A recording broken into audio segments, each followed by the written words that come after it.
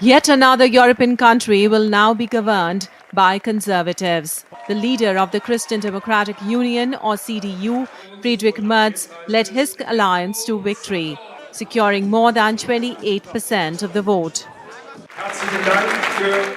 Thank you very much for the trust that you place in us and also in me personally. I'm aware of the responsibility and I also understand the magnitude of the task that now lies ahead of us. I face this with the utmost respect and I know that it will not be easy. CDU far surpassed the Social Democrats under outgoing Chancellor Olaf Scholz, whose party slumped to an all-time low of just 16%. Meanwhile, the right-wing Alternative for Germany, AfD, has catapulted to a prominent place in the parliament. The party is celebrating its best ever result.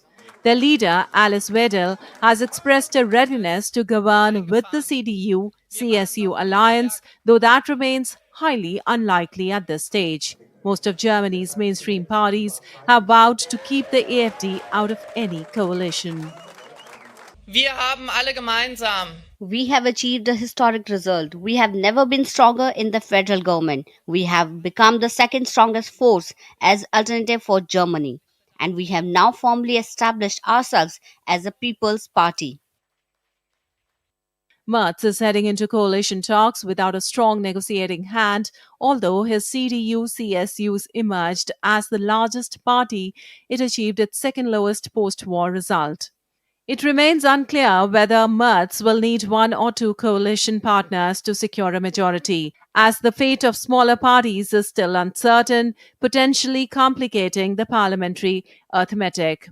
A three-party coalition could be especially challenging, making it harder for Germany to demonstrate clear leadership. Chancellor Scholz, Social Democrat SPD, suffered a historic defeat, securing just 16.5% of the vote, marking their worst results since World War II, while the Greens garnered 11.8%. Voter turnout hit 83% this time, the highest since before reunification in 1990. The election results come at a time of unprecedented upheaval in international politics. With US President Donald Trump's recent actions, including direct talks with Russian President Vladimir Putin over the Ukraine, Merz and his allies are calling for greater European independence, particularly when it comes to matters of defense. Merz has made it clear that Europe can no longer rely solely on the United States, a sentiment that has resonated across the continent. Protracted coalition talks could leave Scholz in a caretaker role for months, delaying crucial policies needed to revive Germany's economy after 2 years of contraction, with companies battling against global competition. The future of Europe's political landscape will depend on how mainstream parties respond to these challenges. Aarti Rana's report for DD India. Now, the European Commission's Vice President has expressed hope for formation of a new German government as fast as possible. Making the comments at a meeting of European Union foreign ministers in Brussels, she said, and I quote, "The German people have made a choice and now they need to put together the government.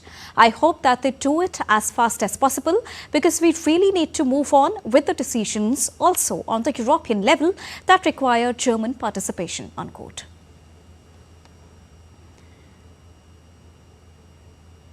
And now to give you more perspective on this, we'll speak to DW correspondent Warda Imran from Berlin. Good afternoon, Warda from India. Give us the latest update on Germany elections.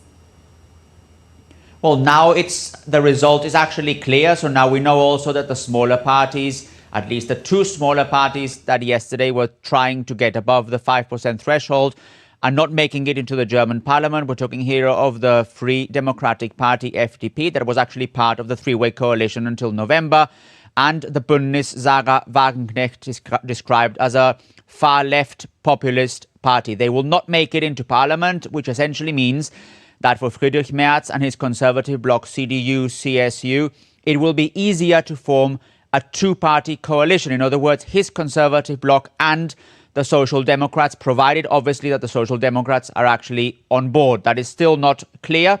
What is clear is that if the Social Democrats enter into negotiations, into discussions with the Conservative bloc, the outgoing Chancellor Olaf Scholz will neither be part of the discussions nor will he be part of a government led by Friedrich Merz.